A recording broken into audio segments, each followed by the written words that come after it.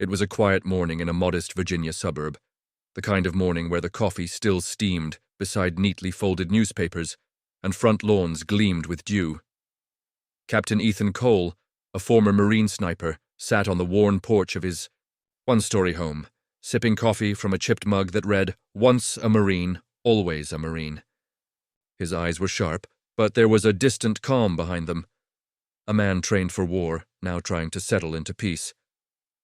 Ethan lived alone. His wife had passed 3 years ago in a car accident, and their only son, Dylan, was away at college in Chuy, Colorado.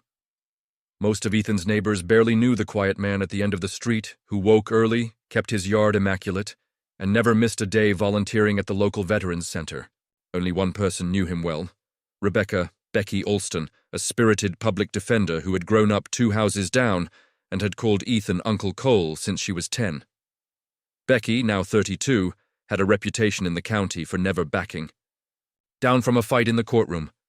Smart, passionate, and sharp-tongued when necessary, she saw the law as a tool to protect people like Ethan, those forgotten by the system after they'd given their all for it. Everything changed on a Tuesday. 2. Black SUVs pulled up outside Ethan's house just after sunrise. 4 uniformed officers stepped out, badges gleaming. Ethan didn't flinch. He watched them walk up his driveway with a calm curiosity. "Captain Ethan Cole?" one of them asked, though he already knew the answer. Ethan stood. "That's me. We all have a warrant for your arrest." "For what?" he asked, tone flat but not hostile. The lead officer hesitated. "Suspicion of unauthorized possession of classified military property and potential violation of federal weapons statutes." Ethan's brow furrowed. "That's a mistake." "I hope so, sir. Hands behind your back." Ethan complied. No resistance. Just a confused glance toward his neighbor's house, hoping Becky might be watching. Within hours, the news broke. Local headlines read, "Ex-Marine sniper arrested on federal charges." The photos showed him being led in cuffs from his porch, face unreadable. Becky stormed into the courthouse the next morning, files in hand and fury in her stride. She didn't wait to be assigned. She demanded to take Ethan's case. "This is political," she told the court clerk. "And if it isn't, it's incompetence." The arraignment was quiet, with whispers rippling through the courtroom. Ethan stood straight, wearing a plain gray suit. No emotion, just the faintest crease in his forehead when the charges were read aloud. Possession of restricted military equipment, illegal surveillance data, unauthorized access to Department of Defense. Communications? Becky glanced at him. "This is insane. What are they talking about?" Ethan didn't answer, just a slow blink. Then finally he said, "There's something I need to tell you, but not here." The judge didn't grant bail. As the bailiff approached to take Ethan back into custody, Becky stood up. "Your Honor, the accused is a decorated Marine sniper with an unblemished record. He served 4 tours and received multiple commendations. He's not a flight risk." The judge was unmoved. "This court takes charges involving federal security very seriously. Bail is denied." As the cuffs clicked shut again, Ethan turned slightly. "Don't worry," he said quietly to Becky. "The truth has a way of showing up, sometimes with stars on its shoulder." She didn't understand what he meant. Not then. But 3 days later, in a courtroom packed with reporters, whispers suddenly filled the air. A uniformed officer had just entered the room, not a police officer, but someone whose presence made even the federal prosecutor pause mid-sentence. 4 stars glinted on each shoulder, and everything began to shift. The courtroom fell into a stunned silence as the tall figure in the crisp Marine Corps dress uniform walked in, every step measured, deliberate. General Marcus Halstead.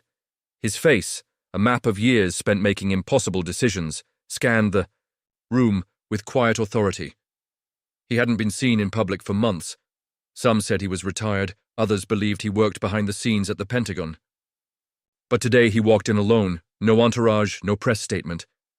Becky turned slowly in her seat, eyes wide. "Is that—" Ethan gave the smallest nod. "Yeah." The judge, visibly unsettled, paused the proceedings. General Halstead, this is unexpected. The general stepped forward, voice clear. Your Honor, I request permission to address the court regarding the defendant, Captain Ethan Cole. The federal prosecutor objected immediately. Your Honor, the general is not on any witness list. The judge raised a hand. Sit down, counselor. Then to Halstead, you have 5 minutes. Halstead didn't use the podium. He turned to face the room.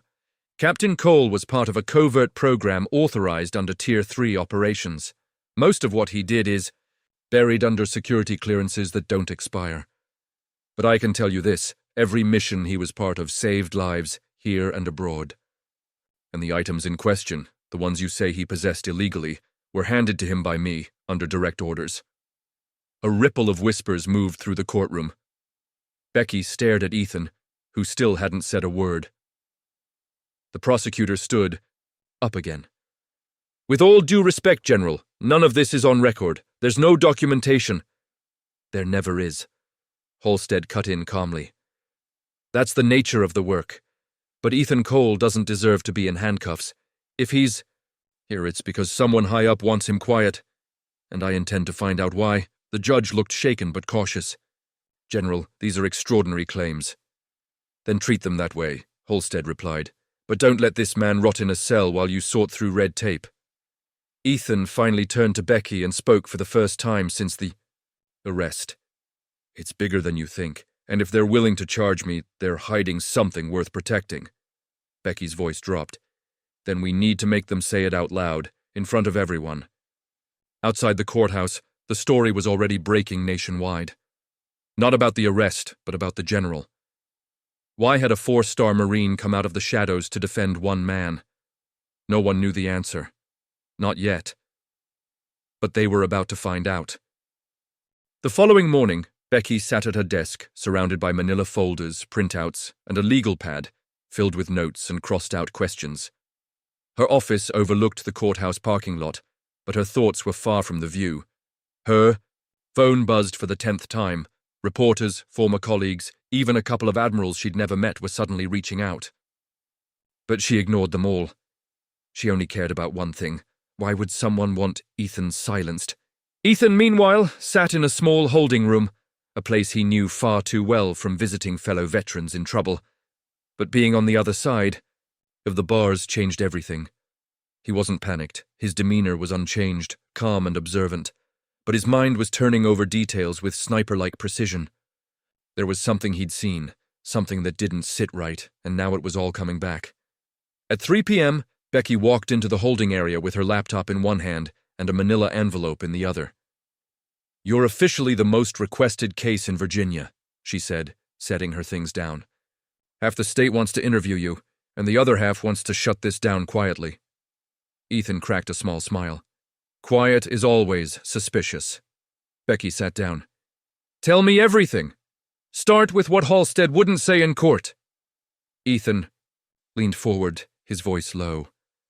In 2017, we ran an op called Pale River, supposed to be a recon-only mission in the mountains near Helmand. But when we got there, we found something buried. A hard drive, packed with comms logs, satellite data, and flagged security briefings. Stuff that wasn't supposed to be there. Flagged by who? Becky asked. Us, field units. We'd been sending those warnings for months about faulty drone targeting systems, compromised safe houses, misused humanitarian aid.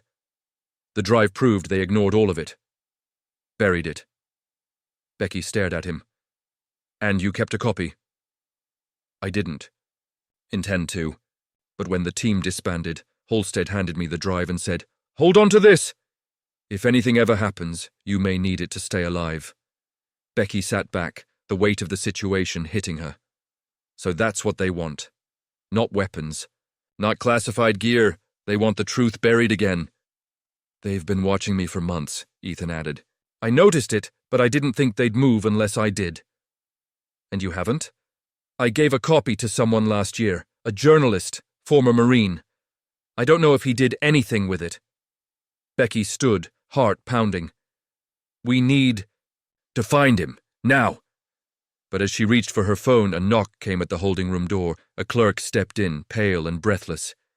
Becky, You're going to want to see this. She followed the clerk down the hall, stopping at a small mounted TV in the staff lounge. A breaking news banner ran across the screen. Former Marine journalist missing. Investigated in connection with DoD leak. A photo appeared. One Ethan instantly recognized.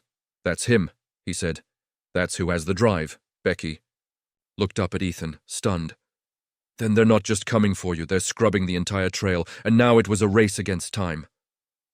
Becky barely slept that night. The soft glow of her laptop screen lit the room as files, maps, and digital trails blurred into one another. Every click, every scroll, was a step deeper into a puzzle with no safe exit. The journalist, Logan Price, had dropped off the grid 2 days ago. His apartment in D.C. was empty, no signs of struggle, no packed bags, just silence. But Becky found one lead, a credit card charge for gas in a small town just west of Charlottesville. That was something. By 8 a.m., she was behind the wheel of her aging Honda Civic, driving through the fog-laced Blue Ridge roads, leaving the city and its noise behind. She didn't call Ethan. She didn't ask for permission. She just went. At the same time, back in the courthouse, General Halstead was seated across from a U.S. attorney in a private office lined with old law books and fresh tension. You shouldn't be here, the prosecutor said flatly. I'm not asking permission, Halstead replied. I want a full list of everyone who accessed Operation Pale River documentation in the last 18 months. You know that's classified. I signed off on the classification. And I'm unsealing. The prosecutor narrowed his eyes. Why are you risking your own name for coal? Halstead leaned forward. Because when a country uses its soldiers like chess pieces, it better not lie about where the board ends. Cole was protecting evidence of failures that got people killed. You want to prosecute him? Fine. But you'll have to bring the whole system down with it. Meanwhile, Becky pulled off onto a narrow gravel road, the GPS blinking uncertainly. Ahead was a shuttered gas station, its pump handles taped in an X. She parked and stepped out slowly, scanning. On the far side of the lot, a rust-colored Jeep. Cherokee was half covered in pine needles. She checked the plate, Logan's. She approached the building and found the back door slightly open. Inside, everything smelled like damp wood and gasoline. She moved carefully, calling out, Logan, it's Becky Alston. I'm not law enforcement. I'm a defense attorney. A shuffle. Then silence. She paused, hand resting on her purse where she kept a small legal recorder. I know you're scared, but Ethan Cole's in jail. They're setting him up. And if they get to you too, this whole story disappears. A figure stepped into view from behind an overturned shelf. Logan looked exhausted, unshaven, pale, eyes darting like a man who hadn't slept in days. I don't know who to trust anymore, he said. They came to my apartment 2 nights ago, said I was a threat to national security. I barely got out. Becky moved closer, slow. Do you still have the drive? Logan reached into his jacket and pulled out a flash drive. Silver and scuffed. This is a copy. I made 2. What's on it? She asked. Audio logs. Reports that contradict public statements, and a memo, one that proves they knew civilians were in the blast radius. They signed off anyway. Becky's breath caught. We need to get this to the court, to the media. No, Logan said, voice sharp. Not the media. They've already been warned off, but there's someone else, someone they can't touch. Who? She asked. He looked her straight in the eye. The Senate Intelligence Committee. But we need to get to D.C. And we can't go through official channels. Becky nodded slowly. The walls were closing in. The clock was ticking. And now, the fight wasn't just about one Marine. It was about the truth, and whether America was still a country where truth could stand in the light. Ethan sat in the cold grey courtroom, wrists uncuffed now but eyes still locked forward, unmoving. It had been 4 days since Halstead's dramatic entrance, and yet the prosecution had grown quieter, not louder. A delay in filing. A vague statement about ongoing intelligence reviews. No real momentum, which, for Ethan, was far more dangerous than open fire. Silence in war often meant flanking. But something had shifted. That morning he noticed the bailiff avoid eye contact. The guards were more courteous, And when Becky walked through the doors at 9:02 a.m., late for the first time in her career, she was different too. Her pace urgent, her jaw set. She didn't sit beside him right away. Instead, she whispered something to the clerk and approached the bench. The judge gave her a wary glance. "Ms. Alston, I have a motion to introduce new evidence, Your Honor," she said clearly. "It's digital in nature and directly challenges the basis of the charges against my client." The prosecutor stood quickly. "Your Honor, we haven't had time to review this." "That's because it didn't exist in the court's awareness. Until now," Becky interrupted. "But it's been in government hands for years. They chose not to disclose it." The judge raised an eyebrow. "Proceed." Becky inserted the flash drive into a secured laptop connected to the courtroom display. The screen flickered, then stabilized. A document appeared, stamped, "Confidential, not for distribution." It was a memo. A year old. As Becky read aloud, the courtroom fell silent. The memo detailed a known systems failure in a remote drone, strike protocol, one that led to misidentified targets and ultimately civilian deaths. Reports from field units, including Ethan's, had flagged the problem multiple times. The final paragraph was damning. "Continued acknowledgement of these reports poses unacceptable political risk. Recommend physical retrieval and compartmentalization of remaining field data assets. Handle off record." There was a pause. No one moved. Even the judge stared at the screen like it had sucked all the air out of the room. Ethan leaned toward Becky. "Did Logan give you more?" she whispered. "Plenty, but this is just the start." Outside the courtroom, Logan sat in Becky's car with a burner phone and an old Marine friend on standby to escort him to D.C. His role now was to vanish. Again. But not before backing up everything, twice over. Inside, the prosecutor stood frozen. Then quietly said, "Your Honor, in light of this new information, the government requests a temporary recess to re-evaluate the foundation of the indictment." Becky turned to Ethan, voice just above a whisper. "We're forcing their hand." The judge granted the recess, but not before stating that the evidence presented raises serious questions regarding the conduct of federal agencies and the integrity of the investigation. As they left the courtroom, Halstead was waiting outside. He didn't speak, just gave Ethan a small nod. One Marine to another. Becky turned to them both. "This isn't over, but it's cracking." Halstead's reply was quiet. "Cracks are where the light gets in." But neither of them noticed the man across the street, holding a phone to his ear, sunglasses hiding his gaze. He wasn't press, he wasn't public, and he wasn't done watching. By the time Becky reached her office that evening, she felt the weight of every step. Her inbox had exploded. Journalists, government liaisons, even a quiet inquiry from someone claiming to be off the record from Langley. She didn't respond to any of it. She simply locked the door, pulled the blinds, and placed the flash drive in a steel lockbox under her desk. Logan had made it to D.C. safely. His Marine contact, a senator's aide with deep clearance, was preparing a secure submission to the Senate Intelligence Committee. It was the best chance they had of forcing the truth into daylight through official, undeniable channels. But none of them trusted that it would be enough. Ethan, now released on conditional leave while the indictment stood frozen in bureaucratic limbo, stepped into Becky's office that night wearing plain clothes. It was the first time she'd seen him out of custody in days.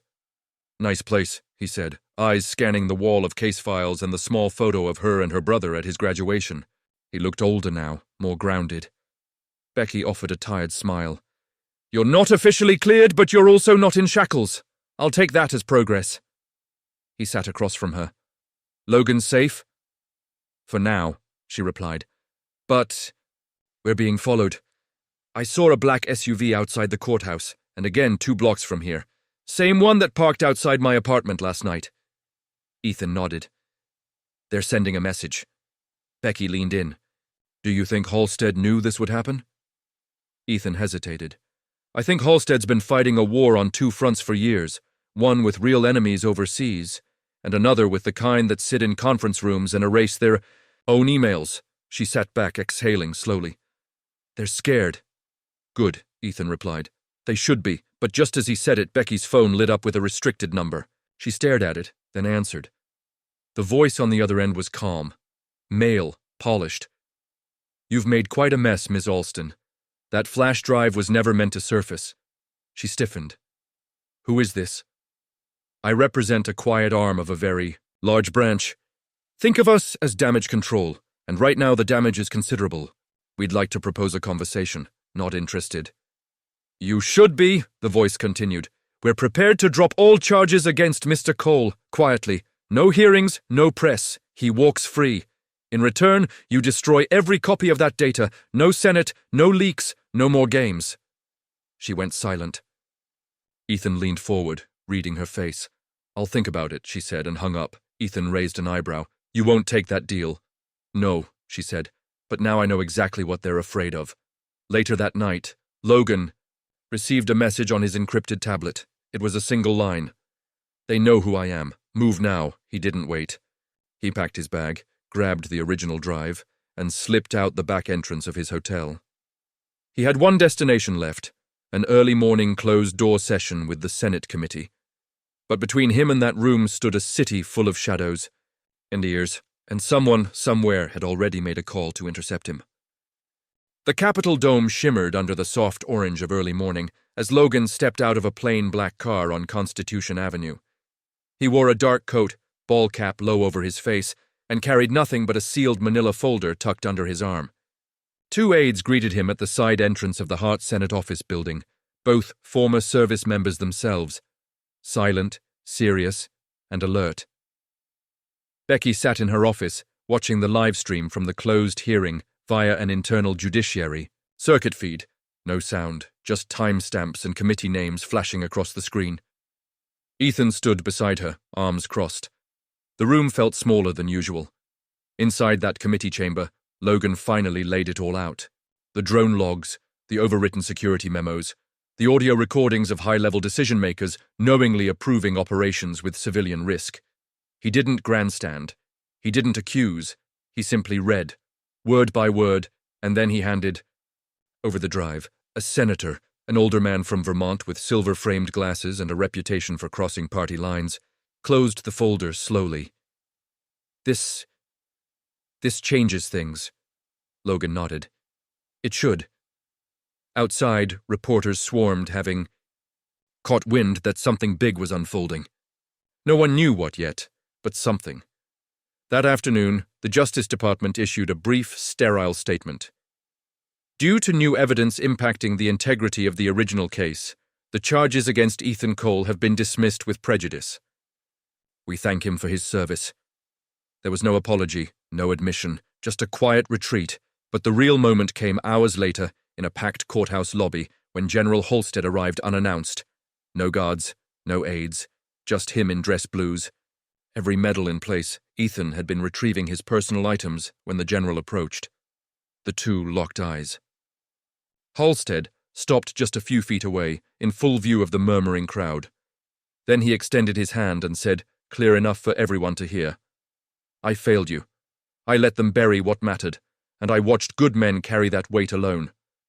On behalf of every name that never made it home and every truth we failed to protect, I apologize. The lobby fell quiet. Ethan didn't speak right away.